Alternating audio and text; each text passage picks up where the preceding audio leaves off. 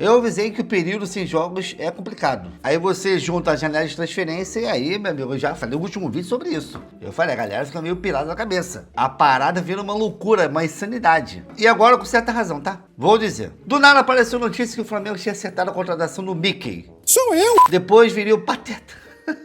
Não tem graça, não achei engraçado. Vou dar uma de Atlético Mineiro e vou emitir uma nota de repúdio. Enfim, brincadeira. O Mickey Johnson, sei lá mesmo, o inglês, o irlandês, sei lá. Vamos falar sobre isso, mas antes, por favor, se inscreva no canal, ative o sininho de notificação e deixa o like aí pra ajudar, valeu? É isso, você sabe o que tem que fazer, então ajuda aí, vambora. Lembrando que a GolCase é patrocinadora aqui do canal e eu já falei no último vídeo que tá rolando a GolSale. O que é GolSale? O site todo com 70% de desconto. O site inteiro, ou seja, sabe a capinha que você tem, aquela capinha personalizada do Flamengo, linda? Então, você vai pagar em cada capinha menos de R$25. É isso. Garrafa térmica por menos de 80. Enfim, as férias estão chegando, você está planejando uma excelente viagem, uma belíssima viagem. Tem mala personalizada, tem mochila, tem um monte de coisa. Então você aproveite a GolSale na GolCase, beleza? Depois utilize o cupom REIFLA para te dar um desconto, tá bom? O QR Code vai estar aqui na tela, ou você vai no primeiro comentário fixado, vai estar lá o link para você clicar, beleza? O Flamengo acertou a contratação do Mickey Johnson,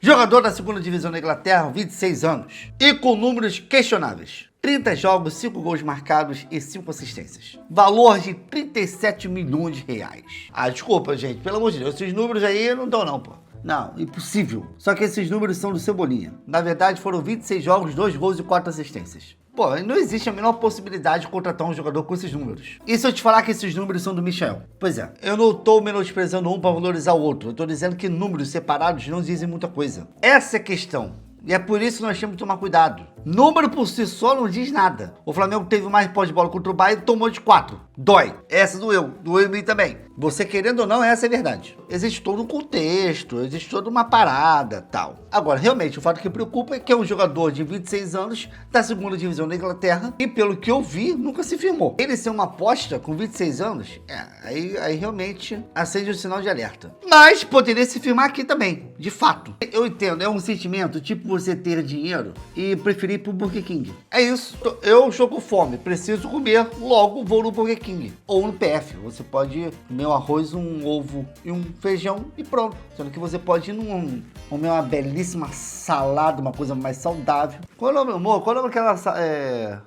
Esqueci o nome. Que dá pro... Segrotóxico. Carla, esqueci o nome. É Segrotóxico, que é muito mais saudável. Que é caro pra caramba, mas é muito mais saudável. Brincadeira, gente. O fato que isso deixou a torcida irada. Todo mundo reclamando. E geralmente, olha só, presta atenção. Geralmente, o Twitter tá reclamando uma coisa, o Instagram tá falando uma coisa completamente diferente, que o Facebook fala uma coisa completamente diferente, que o YouTube fala uma coisa completamente diferente. E nesse caso específico, todas as redes sociais falaram a mesma coisa. Mas depois uma notícia que a negociação babou. A priori foi que o jogador não passou no departamento médico nos exames, depois começaram a falar que foi por causa da pressão. O futebol cedeu à pressão. E realmente, se o Mickey, sei lá, tivesse vindo, seria uma pressão absurda em cima dele, tá? Seria bem complicado. Porque a pressão nele já foi colocada antes mesmo dele chegar. E se você pegar o vídeo que eu fiz do Alcaraz e do Juninho, o Xerec, eu falei sobre isso. O Alcaraz, gente, era a maior contratação da história do clube. Isso é uma pressão absurda. E pra mim, o Juninho é o mesmo caso do Mickey. Pô, o Flamengo vai gastar dinheiro no jogador dessa forma, apostar no jogador de tantos anos? Pega a base. É mais ou menos isso. Já coloca um alvo nele. Para ele conseguir tirar esse alvo, olha, é bem complicado. Bem complicado. E convenhamos que aqui no Flamengo é uma pressão absurda. Não é um time de segunda divisão na Inglaterra. Aliás, eu posso falar até sem dúvida nenhuma que a torcida do Flamengo faz mais pressão que muitos times da primeira divisão da Inglaterra, tá? E se não fizer mais, porque eu vi o jogo City e Juventus e a torcida, eba! Aqui a porrada estanca, aqui é doido. E isso acaba se tornando uma vida complicada. Não pela qualidade do jogador, porque eu não faço a menor ideia se ele é bom, se ele é ruim, se ele é habilidoso, se não é, se é rápido. Eu não faço a menor ideia. E eu tenho certeza também que muitos que estavam criticando também não sabem. Essa é a verdade. Foi logo na etiqueta, segunda divisão da Inglaterra. Não, então não quero. O Pablo Mari era a segunda divisão do espanhol, chegou aqui e jogava pra caramba. Então, diante desse cenário, eu fiquei muito confortável na situação do benefício da dúvida. Mas também há de se dizer uma coisa importante. A torcida cobrava profissionalismo. Não, porque o scout, não sei o quê. O trabalho de scout precisa ter critério. Nós levantamos essa bandeira. Aí aparece um jogador vindo lá, sei da onde, Pronto, não. Não vai prestar. Acabou. Horroroso. Cadê o profissionalismo? Amadorismo. Chega. Tem esse ponto importante também, tá? Pra te fazer uma reflexão. E talvez a gente tenha ficado mal acostumado com as contratações, gente. Sabe? Contratação de peso, de mídia, aí vem até aquela fanfarronice, todo mundo tirando foto, todo mundo cai. Isso é lindo. Tem isso também. E sinceramente eu não sei qual a surpresa, porque o Bono quando chegou falou exatamente isso. Falou exatamente isso. Você não vai contratar a gente porque a mídia gosta. Ele falou. Se ele foi contratado por isso, então ele tá fazendo exatamente porque foi contratado. Já parar pra pensar sobre isso? Enfim, entramos num paradoxo. Entendam. E sinceramente não sei o que pensar em relação a isso. Eu tava querendo ver o que vai acontecer pra depois poder criticar. Foi o que eu falei no último vídeo. Não vou sofrer por antecipação. É preciso achar um meio termo aí, certo? O Flamengo tem dinheiro. Por que então investir num jogador de 26 anos da segunda divisão da Inglaterra? É um ponto. Se for pra gastar assim, melhor investir num jogador da base. É um outro ponto. Também não sei. Tem que contratar alguém pra ser titular. Flamengo tem dinheiro. Isso é outro ponto. Os 3 pontos são corretos. E como faz isso virar um meio termo? Não faço a menor ideia. Não sei. Não sou capaz de opinar sobre isso. Mas dentro dessa loucura rubro-negra, aparece o seguinte. Em seguida, Michael não vai continuar no Al-Hilal. E aí pronto. Vamos subir a hashtag Michael no Mengão. Michael no Mengão já.